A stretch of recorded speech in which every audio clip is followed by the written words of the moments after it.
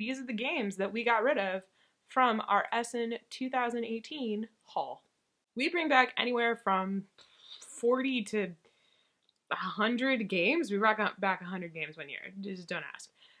From Spiel Essen, and we don't keep a large amount of those. As a matter of fact, I think we've only kept about half of what we brought back from Essen Spiel, and that is what this video is about. Well, what we've gotten rid of, not what we've kept. So, yeah. This video is going to be a little long. I don't know how long it's going to be because I would like to talk about each of the games that we got rid of. Not all of the games that we get rid of are because they're bad games. A lot of the games we get rid of because they just don't hold our interest, or we decide that we already have something in the collection that plays very similarly to those games, or we decide it doesn't really play great two-player, or maybe we don't enjoy it, or maybe one of us really doesn't enjoy it and the other one does, and it's just not kind of worth it. So that's one of the reasons why we might get rid of a game. Another reason is if we're just kind of like, yeah, it's a good game, I'd play it again, I don't think I'd suggest it, we're more likely to sell the game than to keep it because we have so many games.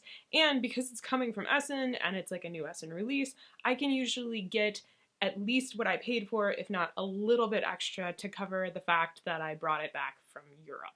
Some of these games have ended up in what we call the library. If you didn't know, I'm starting a convention with the awesome folks from Granite Game Summit out in New Hampshire, and we're starting a Portland convention, and as part of that, we have a game library for that convention, and I have been working on this game library for a while because I've wanted to do like game days and family game days and some sort of like pop-up convention thing. So titles that we think are really good or staples or something like that, we have been storing in our attic so that we can take them to game events and things like that. And they're games that we wouldn't have in our collection. Like, we're not sitting around at our table looking at our collection going, oh man, I wish I could play King of Tokyo. So we don't own King of Tokyo in our collection, but we do have a copy of King of Tokyo, which used to be in our collection, and we have that in the attic in the library because that's a game that makes sense for conventions or family game day events or things like that. So some of the titles that we've bumped out of our collection end up going into the library if we feel that they are staple worthy or library collection worthy. All right, let's get into this. Also, I got a haircut and I don't know what to do with it. What do you do with it?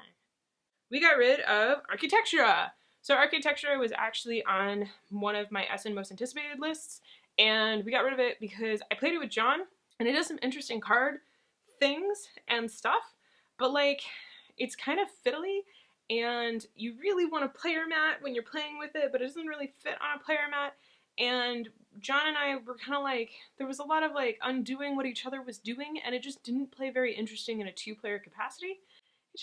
It wasn't super interesting. So, Steven actually never had a chance to play it before I got rid of it because that's how stringent I am, but I played it with John and it was like, so we got rid of that. The one I can't pronounce. Ariella? The Tetris game!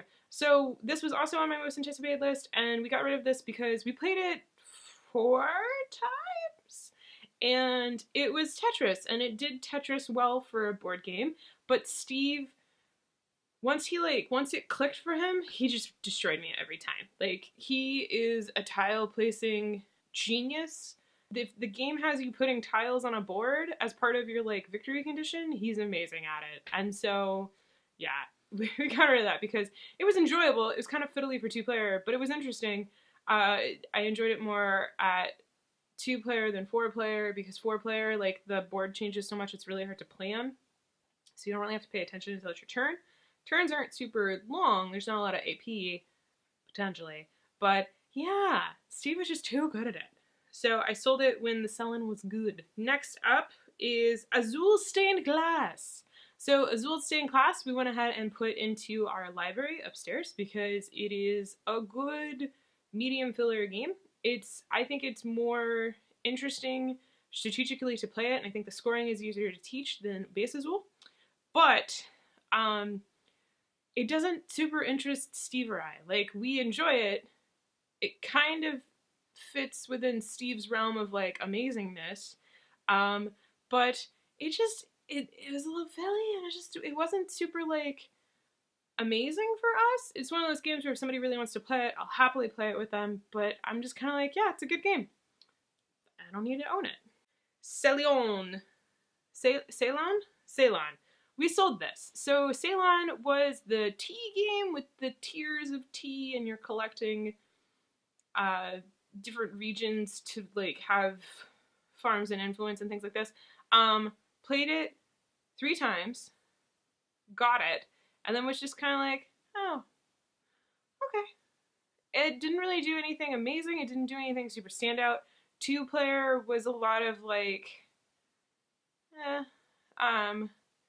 yeah, it just kind of was like, it was good, but it didn't make us super excited about anything.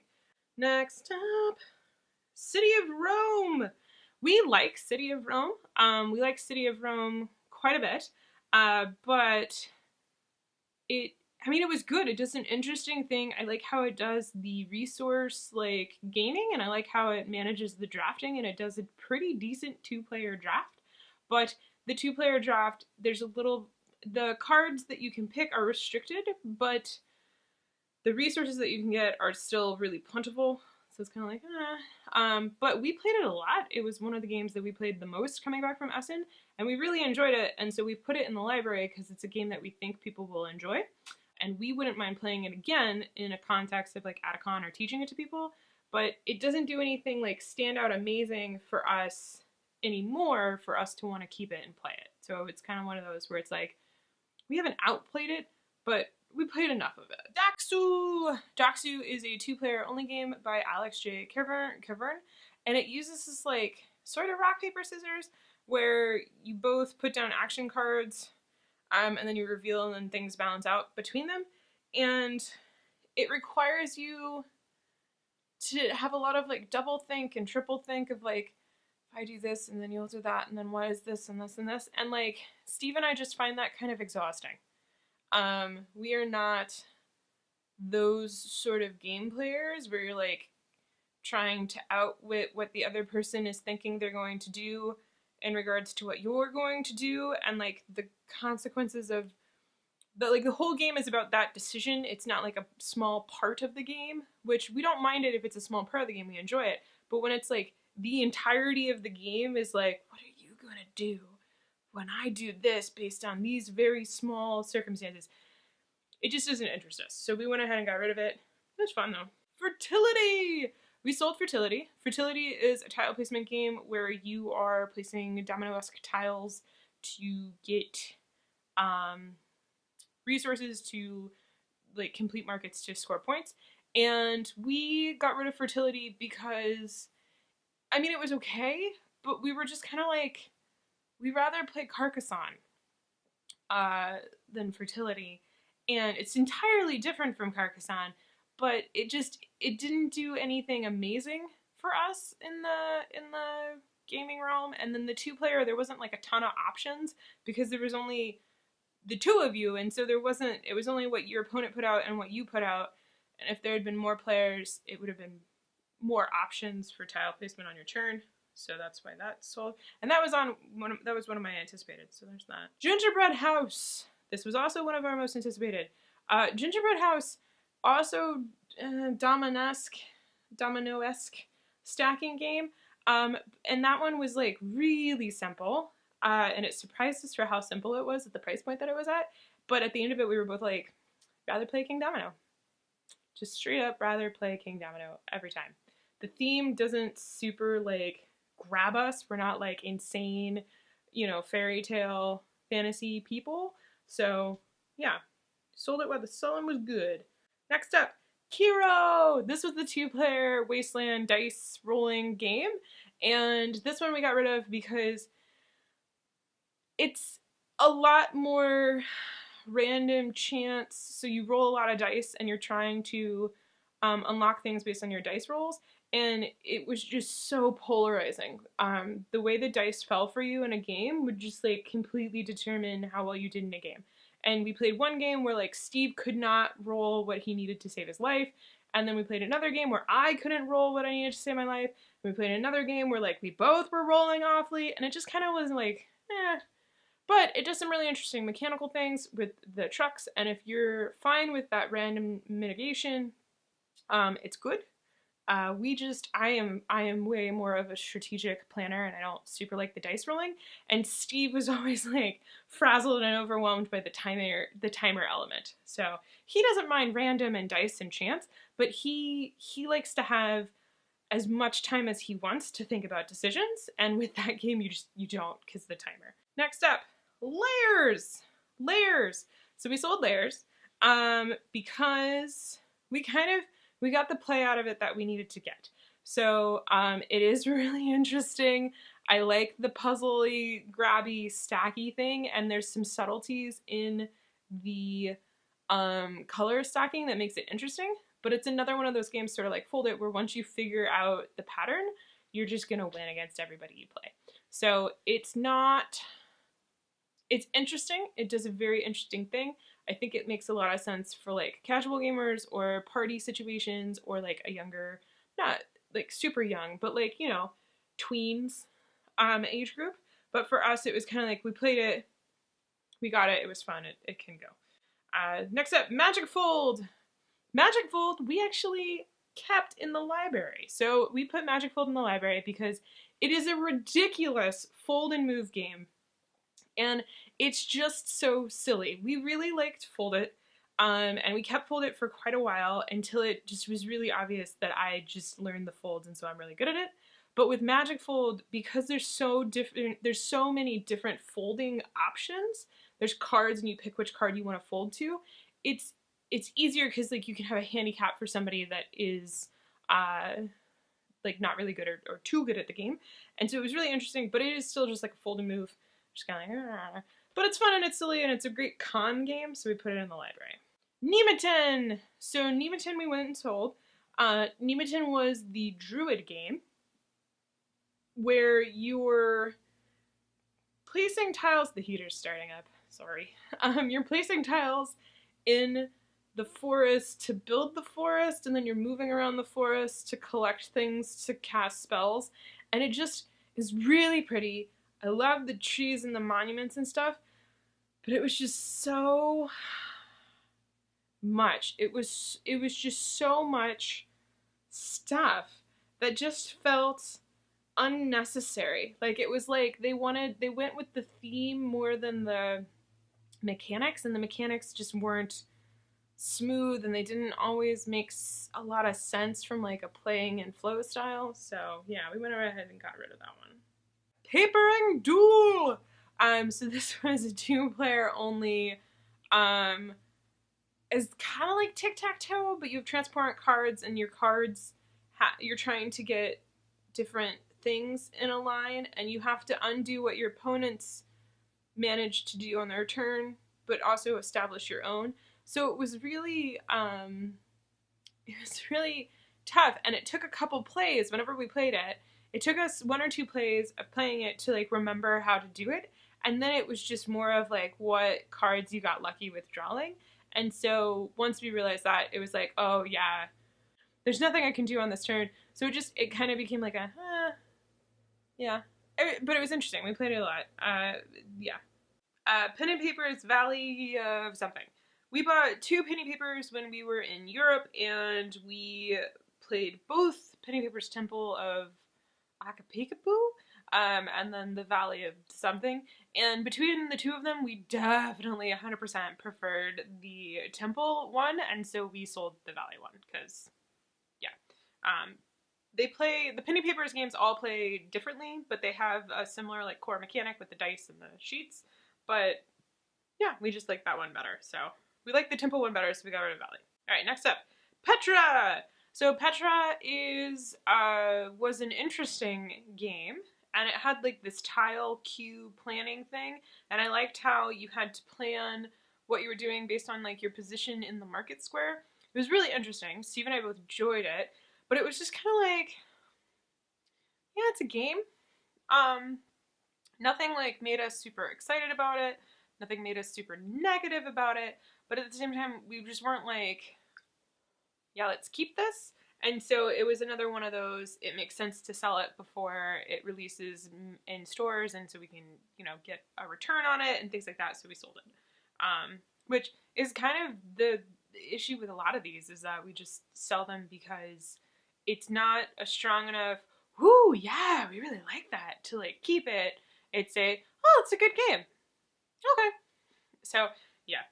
Rekult! This was on our most anticipated list as well.